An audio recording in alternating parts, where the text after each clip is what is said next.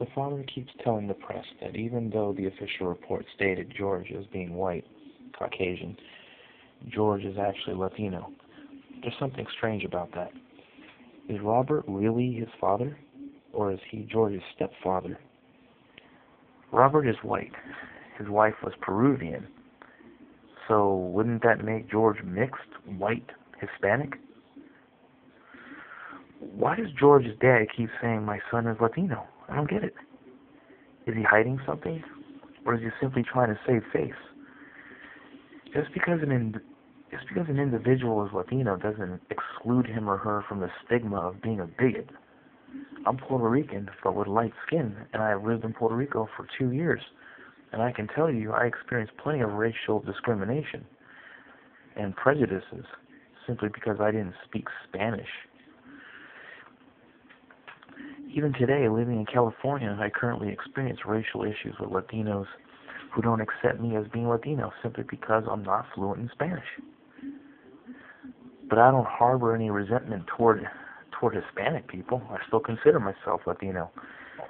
But really, George Zimmerman needs to pay the piper. Seriously. And no, it's not because I'm just jumping on the proverbial bandwagon. I'm not a conformist, but I am a realist. This was at least second-degree murder. Does George deserve the death penalty? I don't know. But I do know, despite what his defenders were saying, Trayvon did not have to answer a single question that this guy, whom he didn't know, by the way, had asked him. George Zimmerman was not a security guard, nor was he sanctioned by any body of law enforcement. In fact, even if he were, Trayvon had the right to remain silent.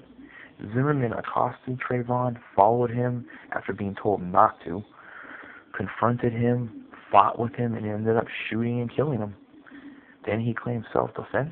Bullshit. Zimmerman was just as much a stranger as Trayvon. Only difference is Trayvon was a minor, and as such was doing the right thing by not talking to strangers. Isn't this what we have all been taught since preschool? Zimmerman has had a very shady past.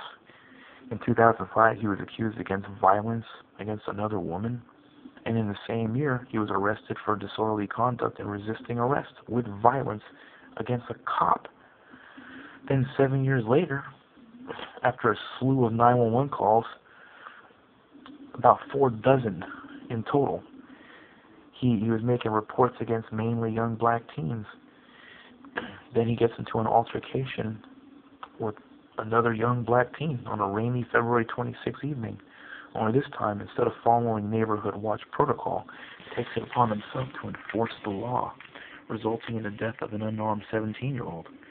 A lot of people who are siding with Zimmerman are saying things like, well, Trayvon was 6'3", 140 pounds, and George was only 5'3", 240 pounds. I may not be a mathematician, but I can count. That's 100 pounds heavier.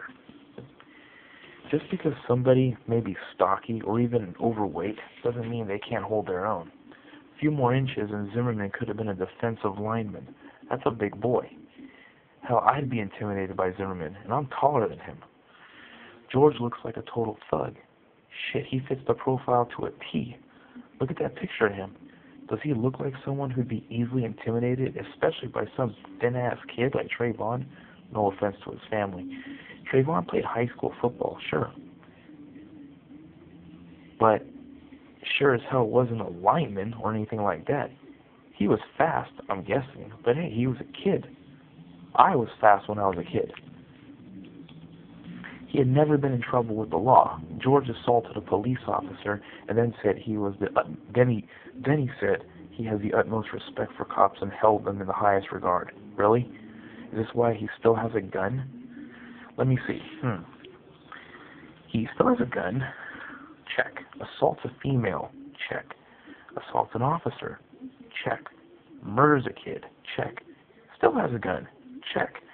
This guy supposedly studied 4 years of criminal justice and took a brief police learning annex course.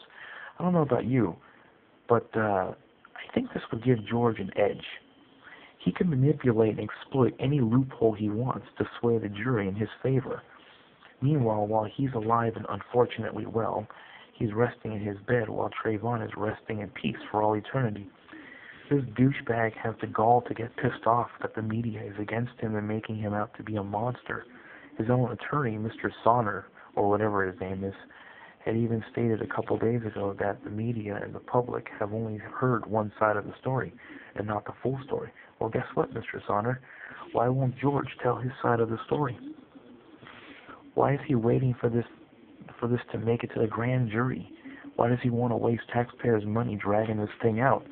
Why hasn't he apologized, whether it was self-defense or not, to Trayvon's family for killing their fucking son? Why is he hiding?